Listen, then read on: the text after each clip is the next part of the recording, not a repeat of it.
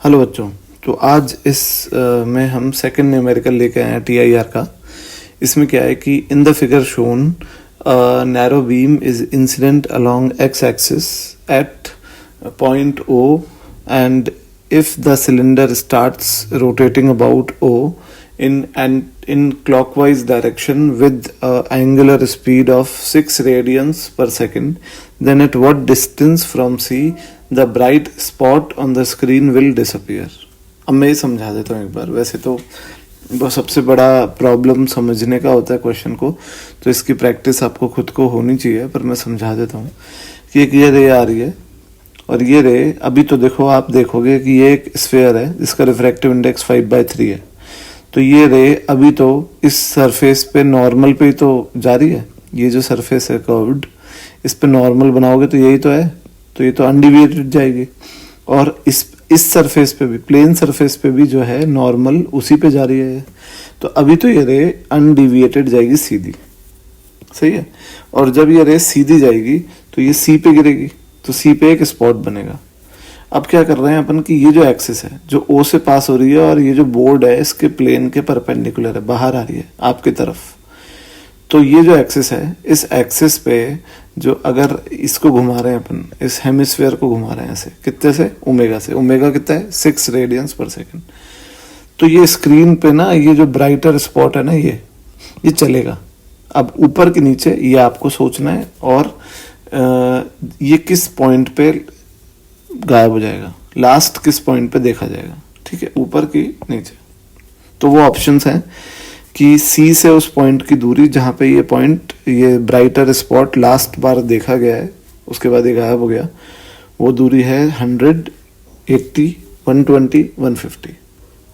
तो बेटा इसको सॉल्व करते हैं अपन, चलो देखते हैं क्या है। तो यहाँ क्या है, मैंने इसको डायग्राम बनाया है मैंने कि ये जो रे, जब इसको घुमाऊंगा तो ये जो रे आ रही है, ठीक है, ये रे इस सरफेस से जब पास होगी कर्व्ड से, तो बेटा कर्व्ड सरफेस पे अभी भी ये नॉर्मली तो है, ये रे जो है ये अभी भी इस कर्व्ड सरफेस के तो परपेंडिकुलर ही है ना, समझ गए। तो यहां से तो अनडिविएटेड जाएगी, फिर यहां गिरी किसी एंगल पे। अब आप सोचो कि ये रे अगर सीधी जाती तो सी पे मिलती, तो ऐसा तो हो नहीं सकता कि स्फीयर घूमेगा और ये सीधी जाएगी, क्योंकि स्फीयर हेमिस्फीयर घूमेगा तो ये जो एंगल ऑफ इंसिडेंस है ये पहले जीरो था, अब ये नॉन जीरो होता जा रहा है और बढ़ता जा रहा है, तो एंगल ऑफ रिफ्रैक्शन भी तो बढ़ेगा। तो ऐसा तो होगा नहीं कि वो सी पे रहे। दूसरी बात, ये रे नीचे नहीं जा सकती, क्योंकि सोचो अगर नॉर्मल भी नीचे जा रहा है और ये रे भी नीचे जा रही है, तो ये जो उनके बीच का एंगल है, ये एंगल ये कम होता जा रहा है, आर कम होता जा रहा है। और अगर एंगल ऑफ रिफ्रैक्शन कम हो रहा है तो ऐसा कैसे हो सकता है कि एंगल ऑफ इंसिडेंस बढ़े? एंगल ऑफ इंसिडेंस तो बढ़ता जा रहा है, ये जो एंगल है आई, ये तो बढ़ता जा रहा है, तो आर भी तो बढ़ना चाहिए। और ऑब्वियसली कि जो रे है वो एयर में निकल रही है, रेयर और मीडियम में निकल रही है, तो ये नॉर्मल से दूर मुड़नी चाहिए। तो नॉर्मल से दूर यानी ये ऊपर जाएगी रे, समझ गए, और नॉर्मल कहाँ जाएगा? नीचे। तो ये हो गया एंगल ऑफ रिफ्रैक्शन आर, समझ गए आप। अब सोचो, अब जरा आप निकालो कि गायब क्यों होगी। जरा सोचो कि फॉर हेमिस्फीयर क्रिटिकल एंगल कितना है? क्रिटिकल एंगल है साइन इनवर्स 3/5, तो थीटा सी कितना हो गया? 37 डिग्री, साइन इनवर्स 3/5। तो when i is equal to 37, इसको घुमाते घुमाते एक वक्त आएगा ना जब 37 डिग्री का एंगल हो जाएगा आई। तो जब आई 37 होगा तो आर जो होगा वो हो जाना चाहिए 90 के बराबर, यानी आई जब थीटा सी होगा तो आर 90 हो जाना चाहिए, है ना। तो देखो आप कि आई कितना है, आई है थीटा सी, तो आर देखो कितना हो गया, आर हो गया 90, दिख रहा है आपको। तो ये जो रे निकलेगी इस सरफेस से, तो इस सरफेस के पैरेलल निकलेगी और इसके सरफेस का जो नॉर्मल है उससे परपेंडिकुलर निकलेगी। जो अपन आर नापते हैं वो कहाँ से नापते हैं? वो अपन नॉर्मल से ही तो नापते हैं।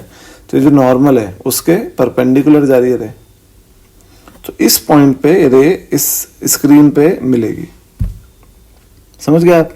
तो ये बताओ मेरे को कि ये एंगल 90 है पूरा, ये एंगल कितना है? ये मैंने आई 37 है, तो ये भी तो आई होगा, ये सामने वाला ये भी आई होगा। तो ये कितना होगा? ये वाला एंगल, ये वाला एंगल होगा आर माइनस आई। तो लेट सपोज ये एंगल है थीटा, तो थीटा किसके बराबर है? Are minus I. आर कितना है? 90, आई कितना है? 37, तो थीटा किसके बराबर है? 53। तो tan 53 डिग्री किसके बराबर है? tan 53 डिग्री बराबर है y अपॉन 60। ट्रायंगल दिख रहा है आपको? y अपॉन 60 बराबर tan 53। तो tan 53 जो है वो किसके बराबर होता है वैसे? tan 53 4/3 और y अपॉन 60, तो y कितना आ गया? 80 सेंटीमीटर। तो 80 सेंटीमीटर पे ये स्पॉट लास्ट देखा जाएगा और उसके बाद ये स्पॉट गायब हो जाएगा। तो करेक्ट आंसर हमारा क्या है? 80 सेंटीमीटर। तो correct answer is B. Answer is B, option number B. ठीक है बेटा, आ रहा होगा समझ आपको? क्लियर एकदम? तो ये था TIR पे एक और क्वेश्चन। अगले वीडियो में अगला एक क्वेश्चन और लेके आऊंगा।